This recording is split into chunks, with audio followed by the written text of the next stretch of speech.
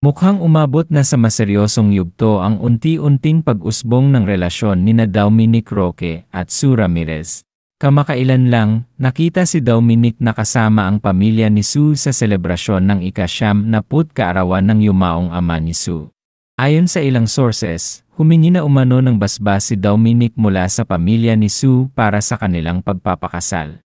Isang linggo bago ito, ipinakilala naman ni Dominic si Sue sa kanyang mga magulang at kamag-anak sa isang pribadong pagtitipon. Sa mga larawang ibinahagi sa Instagram story ni Lena, ina ni Dominic, makikitang una niyang ipinakilala si Sue sa kanyang mga magulang na sina Anthony Sr. at Lena, at pagkatapos ay sa kanyang mga pamangkin. Bagamat nakapribado ang Instagram account ni Lena, lumabas pa rin ang ilang larawan ng kanilang masayang salo-salo sa mga fan accounts ng magkasintahan. Sa unang litrato, makikita ang malaking ngiti nila Dominic, Sue, at ang mga magulang ni Dominic. May isang larawang tampok din si Sue habang nakikipagkulitan sa mga batang pamangkin nina Dominic.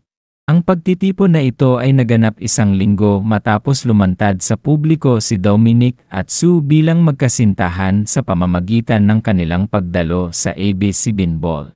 Bagamat nananatili silang pribado sa detalye ng kanilang relasyon, malinaw sa kilos nila na masaya sila sa isa't isa.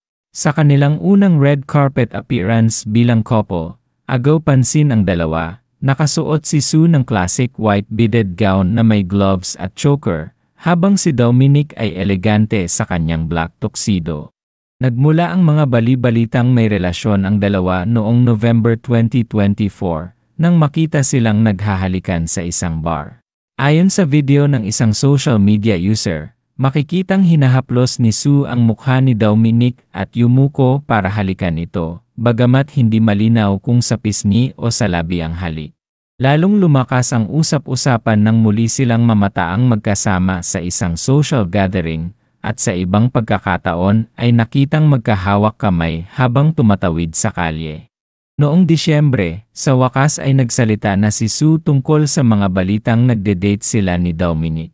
Sa isang panayam ni Rose Garcia sa media conference ng kanyang Metro Manila Film Festival 2024 entry na The Kingdom, sinabi ni Sue, "Basta I'm happy.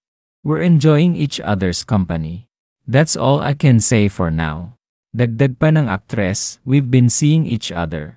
Matatanda ang noong Enero ng nakaraang taon, kinumpirma nina Dominic at Bea Alonzo ang kanilang hiwalayan at ang pagkansela ng kanilang engagement. Sa parehong taon, noong Nobyembre, kinumpirma rin ng alkalde ng Victoria